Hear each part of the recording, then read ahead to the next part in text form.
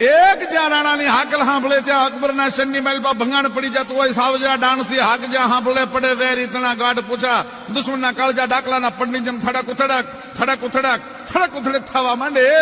એવો મહાબળવીર માણસ મહારાણો પ્રતાપ જેથી અરાવલીના ડુંગરાની ગાળીઓમાં ભારત વર્ષના ધર્મ માટે જુજુમતો હતો. મહારાણાએ પ્રતિજ્ઞા કરેલી ધારી એક ટેક એક ઈસબીના નિમ્નોના जिम्नोना मिष्ट जोलो जिम्न गुखेरोना होती मुंगलानी क्षत्रिय पुत्रिन को मिटाऊना चलो जंगल में फिरू सिर केश को उतारूना अरे सोह प्रताप चलो नाम है प्रताप मेरो हो नहीं शांत जोलो दिल्ली गढ़ जारूना दिल्ली ने हलगावी न दो भारत वर्ष माथी यवनना मूलिया नो खेड़ी नाखू